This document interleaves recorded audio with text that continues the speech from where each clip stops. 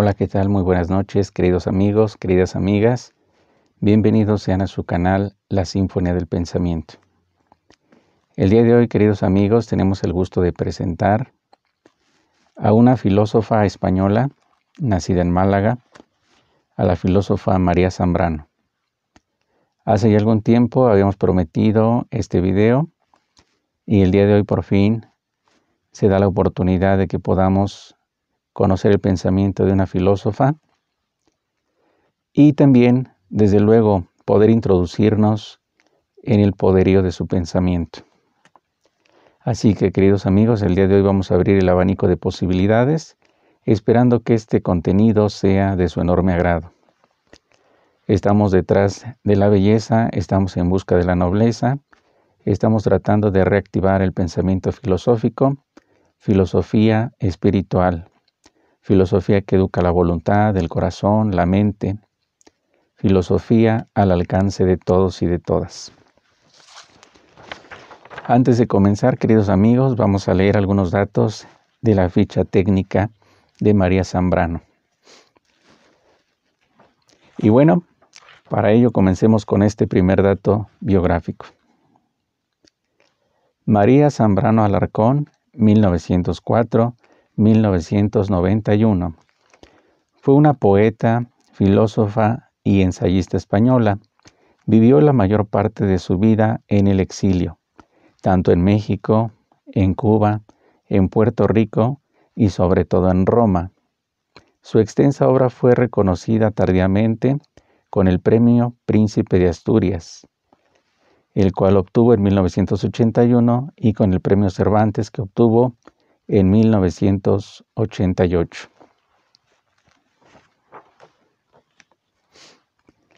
La filósofa malagueña María Zambrano, como ya se señaló, vivió exiliada la mayor parte de su vida. Denunciaba un exilio todavía mucho mayor y más grave, un exilio que había en la cultura moderna, la huida de la razón de su origen sagrado. No solamente hay un exilio donde se condena a las personas a la renuncia, al alejamiento, sino también hay un exilio cultural donde la razón es relegada, es apartada, es desarraigada y arrojada al vacío. Esa es la huida de la razón, de su origen sagrado, que está denunciando, entre otras cosas, el pensamiento de María Zambrano.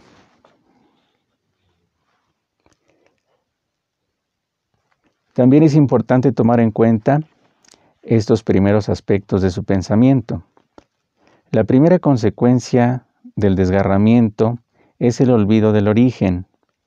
La razón irá olvidando que es fruto de un querer y se irá perdiendo entre delirios de suficiencia y de autonomía.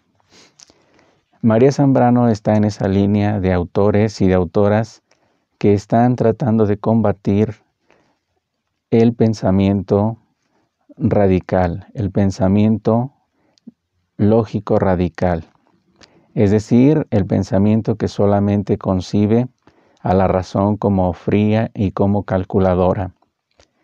Lo que hace María Zambrano es acercarnos a una idea del pensamiento muy propia de los antiguos, muy propia de los griegos, y también de alguna manera y en alguna medida se acerca mucho a las posturas llamadas antiintelectuales, como la de Henri Bergson, el filósofo francés, y su crítica que hace al exceso de racionalidad. En ese sentido, la autora María Zambrano nos dice lo siguiente: en el mundo contemporáneo, en el mundo del pensamiento, en el mundo de la cultura y específicamente en el mundo de la filosofía, hay una pasión de encerrarlo todo en definiciones, en ideas, dejando al margen el fondo sagrado de la realidad. Para María Zambrano, la realidad, el pensamiento, la filosofía, el logos es algo sagrado, algo que puede salvar vidas. La filosofía puede salvar vidas. Y sin embargo, gran parte de ese patrimonio espiritual de salvación ha quedado de lado porque se ha estado olvidando la grandeza, se ha estado olvidando el origen, ese origen primigenio, primordial, esencial, donde la filosofía no concibe al ser humano solamente como un pensamiento, una razón, una intelectualidad, sino también al ser humano con su integridad, es decir, con su sensibilidad, con su volición, con la fuerza de voluntad, etc. Entonces, lo que está denunciando María Zambrano desde su pensamiento es el ensueño o la ilusión de creer y de querer poseerlo todo con las solas fuerzas del pensamiento, mientras que lo que se posee es siempre un todo, pero recortado. En ese sentido está también criticando a la razón discursiva, no a la razón que es abarcante y que es incluyente. Esa razón donde el ser humano de carne y hueso está llamado a formar parte integral. Entonces, y por lo tanto la crítica que hace la autora a la razón es que se considera a sí misma suficiente y al considerarse de esta manera se cierra a la contemplación y a la búsqueda de una verdad que la supera. En 1955, en una obra fundamental que publica esta autora María Zambrano, titulada El hombre y lo divino, denuncia y está argumentando en contra de la razón recortada. Una razón recortada es una razón que no abarca la totalidad de los seres ni la realidad, sino que los disecciona, los fragmenta y los hace que se pierdan de la unidad de la vida. Por lo tanto, la misión filosófica de María Zambrano consiste cabalmente en devolver el logos al logos, es decir, la oportunidad de que la filosofía sea pensada, de que la vida sea pensada, pero no sea pensada únicamente como lo haría una fría razón, una razón calculadora, sino que la vida sea pensada con todas sus fuerzas, con todas sus riquezas, con todos sus matices. La filosofía, la poesía y la religión, dice María Zambrano, son saberes de sentido. Los tres son genuina expresión de la actividad y de la pasividad del conocimiento humano. Filosofía, poesía, religión, las tres nacen de una misma placenta, que es lo sagrado. Y en el reconocimiento de sus mutuas y muchas deudas hallarán la claridad y la luz de la unidad originaria. Hay una unidad originaria, de acuerdo con la autora. Esa unidad es la que se ha estado perdiendo. Y ahora, para poder contextualizar de manera más cabal el pensamiento de esta autora, escuchen por favor lo que dice la especialista, la doctora Gloria Comesaña Santalices. Esta doctora es de Venezuela, de la Universidad de Zulia, allá en Maracaibo. Ella dice que para María Zambrano lo que debemos reconocerle es su máximo aporte. Hay un encuentro entre la filosofía y la poesía, lo que se llama la razón poética. El pensamiento y la poesía tienen una misma raíz, la admiración, el pasmo ante la realidad inmediata de lo que nos rodea. La filosofía surge de la capacidad del asombro, del taumasein. El verbo taumasein en griego significa asombrarse. La realidad, por cruel que sea, por bella que sea, produce asombro en los seres. Ese asombro es el comienzo de la filosofía, pero también es el comienzo de la poesía. Ahora voy a leer estos pasajes directamente de la obra Filosofía y Poesía. Filosofía y Poesía Apareció por primera vez en 1939 y esta edición que estoy consultando fue publicada por el Fondo de Cultura Económica. Pensamiento y poesía dice lo siguiente. Poesía y pensamiento se nos aparecen como dos formas insuficientes. No se encuentra el hombre, el ser humano entero, en la filosofía. No se encuentra tampoco la totalidad del humano en la poesía. La poesía es encuentro. Pero a pesar de ello, todavía el ser humano no se encuentra en su totalidad. Entonces, ni poesía ni filosofía logran darnos la unidad primigenia u originaria, y por lo tanto es menester buscar nuevamente alcanzar esa plenitud. La realidad poética abarca el ser y el no ser. Aquí la autora señala que la poesía, a diferencia de la filosofía que solamente quiere tratar sobre el ser mayormente, la poesía también admite al no ser. Y al admitir al no ser, está haciendo una admirable justicia. El poeta no teme a la nada, dice María Zambrano. Y aquí viene una pregunta fundamental. La autora coloca el dedo en la llaga y escribe lo siguiente. Una pregunta que se hace a la filosofía. ¿Cómo si todos te necesitan, tampoco son los que te alcanzan?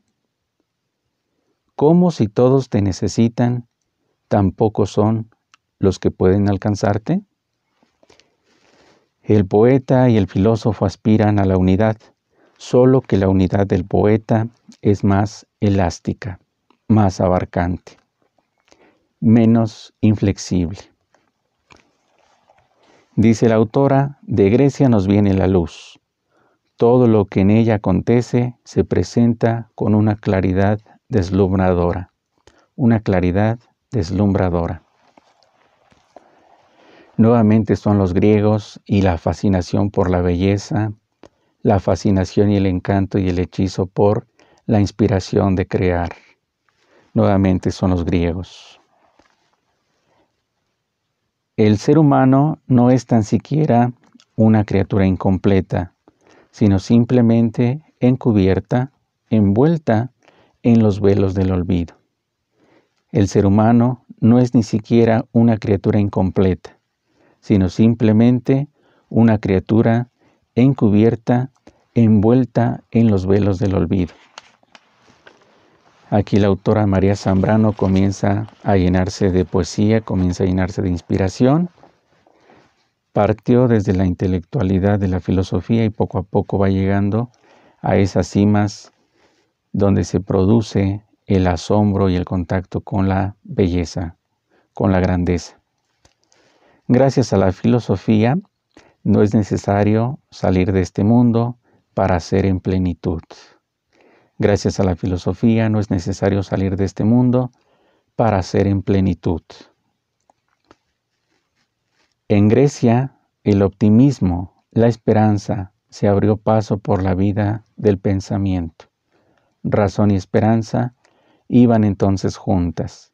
La razón y la esperanza no estaban divorciadas como lo están generalmente ahora en el mundo contemporáneo, que la razón va por un lado, la esperanza va por el otro.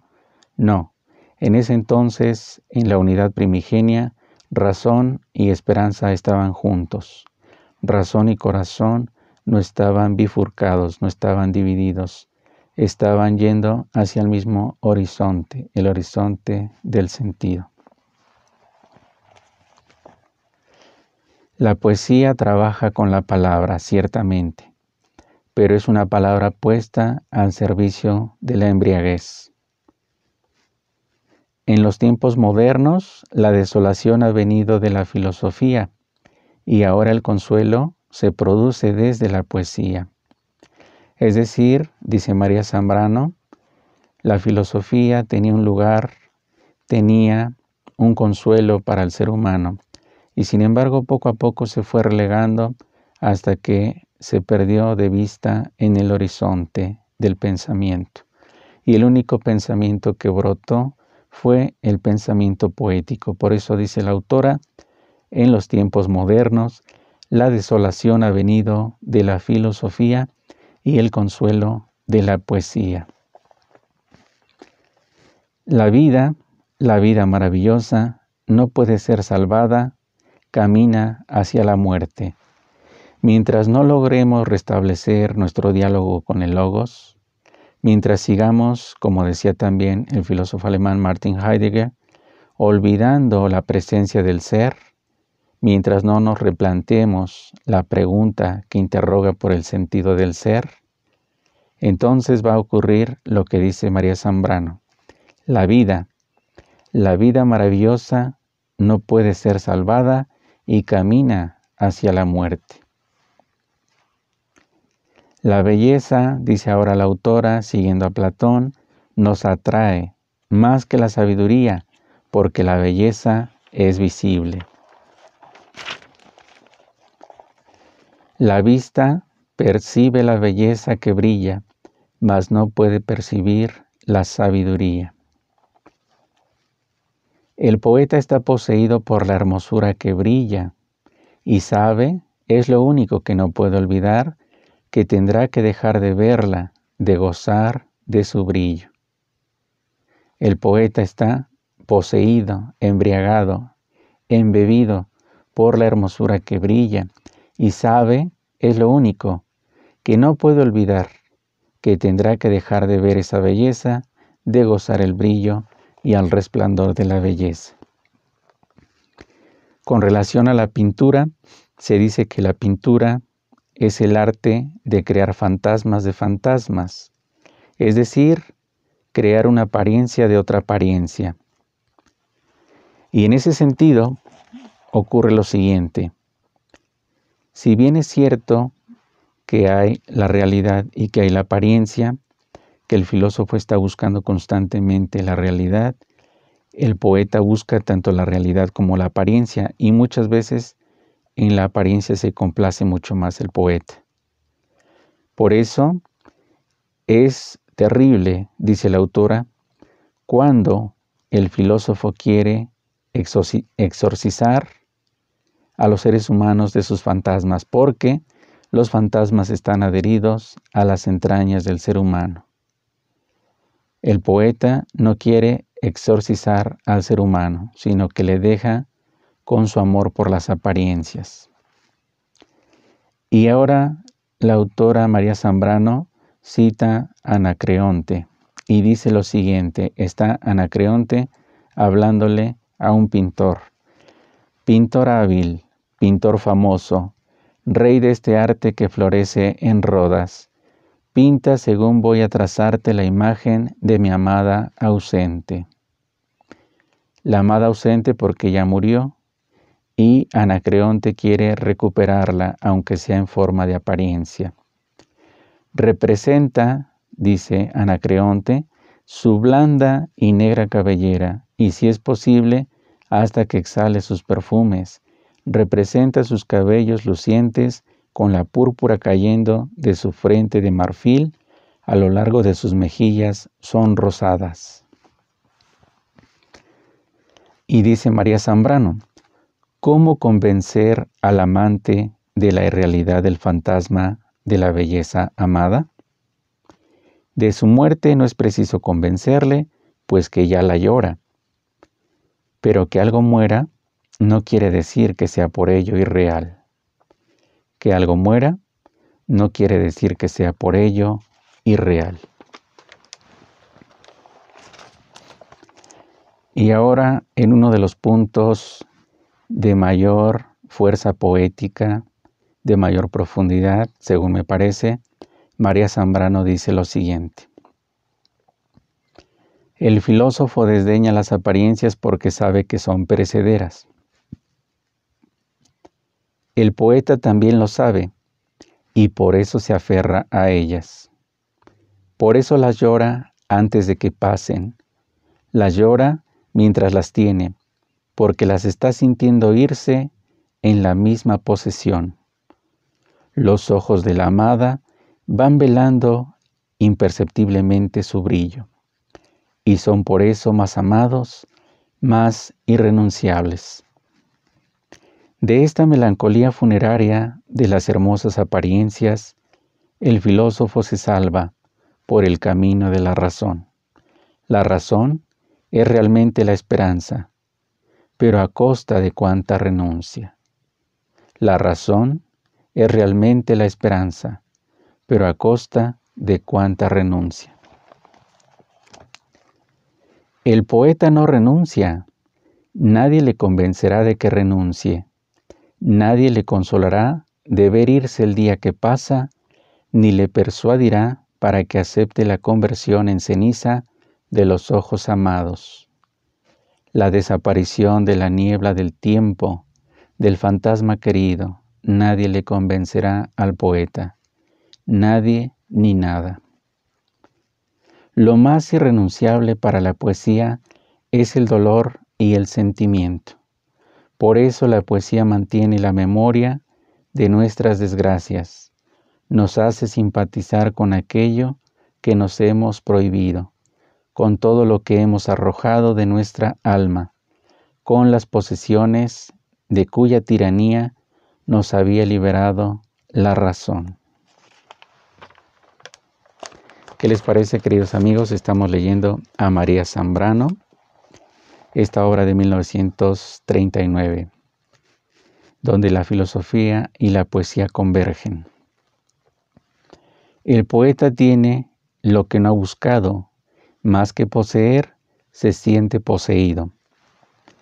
El filósofo define la vida humana por su insuficiencia y de ella parte para encontrar por sí mismo el camino que le lleve a completarse.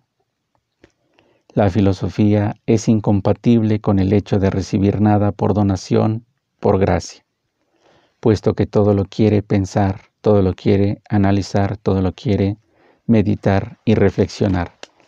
En cambio, la poesía acepta la gratuidad, acepta los dones, acepta lo que le llega por inspiración.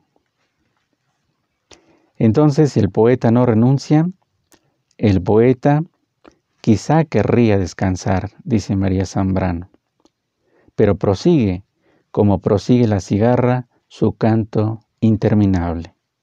La gloria del poeta es sentirse vencido por la misteriosa grandeza o extrañeza que embargan sus sentidos. La gloria del poeta es sentirse vencido por la misteriosa grandeza o extrañeza que embargan sus sentidos. El filósofo quiere poseer la palabra, convertirse en su dueño. El poeta es esclavo de la palabra. Se consagra y se consume en ella. Quiere delirar, porque en el delirio la palabra brota en toda su pureza originaria. Por ello y por lo tanto, todo poeta es mártir de la poesía. Todo poeta es mártir de la poesía. Y luego, como un homenaje a los grandes poetas y sobre todo al primer poeta del mundo occidental, María Zambrano se refiere a Homero de la siguiente manera. Dice de Homero que es muy generoso, muy caritativo, sin aguardar a ser buscado, va como la poesía misma al encuentro de todos, a verter el encanto de su música sobre las pesadumbres diarias de los seres humanos. Va al encuentro de todos, a verter el encanto de su música sobre las pesadumbres diarias de los seres humanos, a rasgar con la luz de las palabras las nieblas del tedio, a volver ligera la pesadez de las horas. ¿Qué les parece, queridos amigos? El poeta es, por tanto, la memoria misma de lo que el filósofo olvida. Entonces, en ese sentido, la filosofía está haciendo un trabajo de rescate de lo humano, de lo sagrado, de lo divino. La filosofía, dice María Zambrano, por su exceso de cerebralización, por su exceso de racionalidad, se ha vuelto un espacio árido, un desierto anímico. Y por lo tanto es necesario que venga en su ayuda la fuerza de la poesía que cae como una lluvia sobre un suelo árido y de esta manera logra salvar esa impenetrable o casi impenetrable corteza que se ha posicionado encima del logos, encima del pensamiento.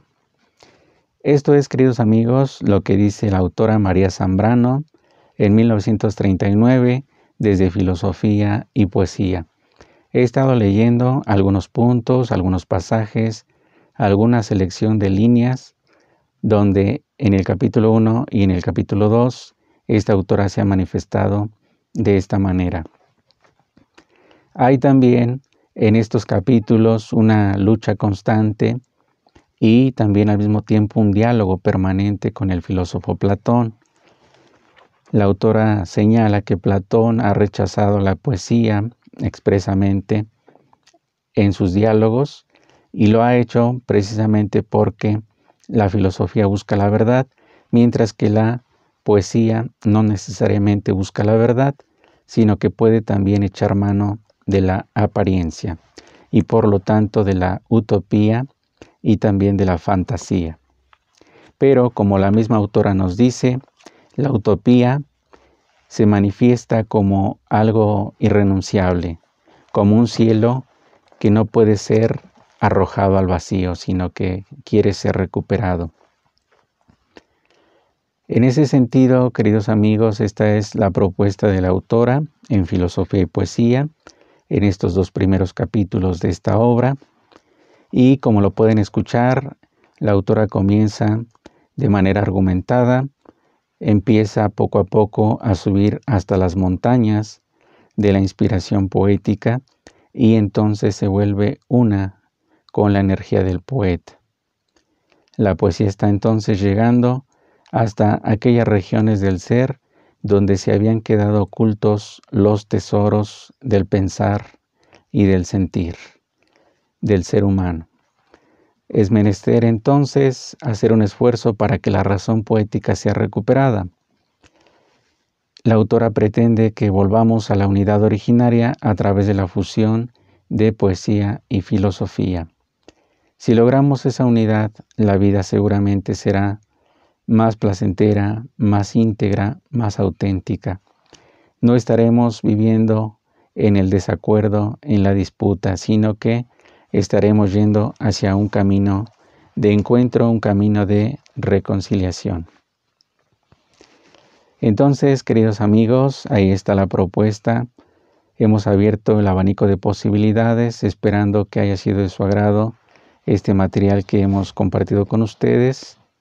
Creo que vale mucho la pena tomar en cuenta a las filósofas y especialmente a María Zambrano, esta filósofa española, que de alguna manera está recuperando un pensamiento muy antiguo, muy arcaico, cuando en aquellos entonces, incluso antes de Platón, antes de Sócrates y por supuesto antes de Aristóteles, la filosofía no estaba de ninguna manera peleada con la poesía, sino que filosofía y poesía se habían hermanado para poder establecer una educación más integral, más holística, por así decirlo, con el ser humano. Y bueno, queridos amigos, queridas amigas, ha llegado el momento de terminar este video, pero es importante tener siempre en la mente esta frase del emperador Marco Aurelio, contenida en su obra Pensamientos o Soliloquios, en el libro 8, en el apartado 59. Los seres humanos han nacido los unos para los otros, edúcales o padécelos. Y también otra frase que es muy importante tener en mente, esta está contenida en un libro denominado El Zohar o Zohar.